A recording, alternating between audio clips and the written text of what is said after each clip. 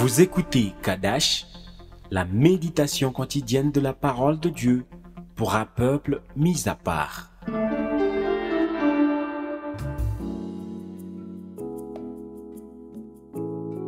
Shalom, bien-aimés en Christ, j'ai la plus grande joie de vous retrouver aujourd'hui dans notre émission Kadash Parole. Aujourd'hui, je commence une série d'enseignements sur les heures de prière. Ce sont des heures clés dans le monde spirituel, quand les grandes portes spirituelles sont ouvertes. Ce sont des heures de veiller pour tout soldat du Christ. Au fur et à mesure que tu suivras cet enseignement, tu comprendras pourquoi la parole de Dieu nous dit de prier sans cesse. Tu découvriras comment le monde spirituel fonctionne en réalité. Alors avant de commencer cet enseignement, déclare sur ta vie la parole de Dieu. Aujourd'hui, Jésus te dit dans Jean 14, le premier verset, que ton cœur ne se trouble point, crois en Dieu et crois en lui c'est en Jésus-Christ. Amen. Déclare aujourd'hui, je suis béni.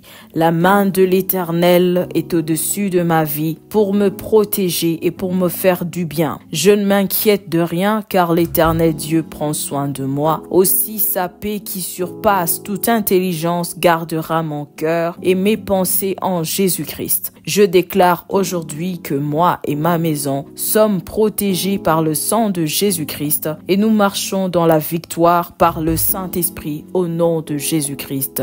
Amen. Nous voyons alors maintenant les heures de prière qui sont des portes clés dans le monde spirituel. Vous savez, Dieu a établi toutes choses en son temps. C'est pour cette raison, lorsque tu te positionnes au bon endroit et au bon moment, tu reçois sans doute la meilleure part. Chaque heure que tu passes sur terre porte une richesse que Dieu a placée longtemps d'avance en ta faveur. Mais pour l'obtenir ou le vivre, il faut que tu obtiennes cette révélation. C'est pour cette raison, quand tu suivras cet enseignement, tu découvriras que chaque heure de ta journée contient ta bénédiction. Alors, il y a des portes que tu as longtemps essayé d'ouvrir en vain. Ces portes ne se sont jamais ouvertes parce que oui, c'est vrai, tu priais, mais ta prière ne concordait pas avec le temps d'ouverture de ces portes que tu cherches à ouvrir. C'est pour cette raison, Dieu avait ordonné au peuple d'Israël d'établir des sentinelles pour veiller. Et c'est ainsi jusqu'aujourd'hui. Toutes les 3 heures, il y a des sentinelles qui veillent. Voilà pourquoi, pour mener une vie de victoire, nous devons veiller en prière. Et précisément selon les heures clés dans le monde spirituel.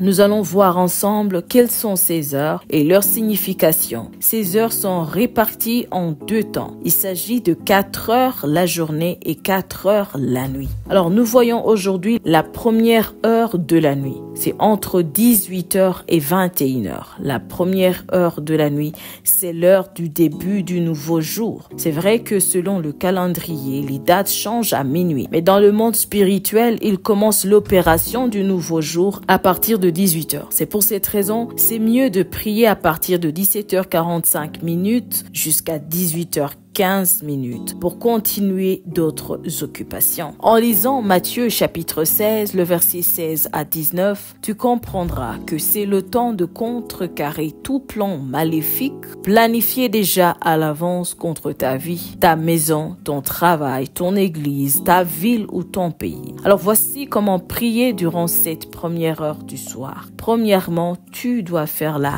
repentance. Écris ces versets car tu dois les lire quand tu seras en train de prier. Tu liras Joël chapitre 2, le verset 13 et le verset 17. Lamentation chapitre 2, le verset 19. Tu te répands et tu intercèdes pour ta famille. Que Dieu pardonne les péchés de ta maison.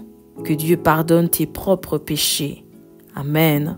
Après la repentance, deuxièmement, tu déclares Ésaïe 54, le verset 13. Tous mes fils, les membres de ma famille, seront disciples de l'Éternel et grande sera leur postérité au nom de Jésus-Christ. En troisième lieu, tu déclares Ésaïe 54, le verset 15. L'Éternel dit dans sa parole que s'il en forme des complots, cela ne viendra pas de lui. Tu dois déclarer, quiconque se liguera contre moi tombera sous mon pouvoir. Je lis maintenant tout plan maléfique lancé contre ma vie, ma famille, mon travail, mon ministère, terre au nom de Jésus et je rends nul et sans effet tout complot diabolique contre moi au nom de Jésus-Christ. C'est à cette heure-là qu'il faut réduire au silence l'ennemi dans tous tes projets. La suite sera pour demain, mais avant de nous séparer, rappelle-toi aujourd'hui que la paix de Dieu qui surpasse toute intelligence gardera ton cœur et tes pensées en Jésus-Christ. Sois richement béni. Shalom.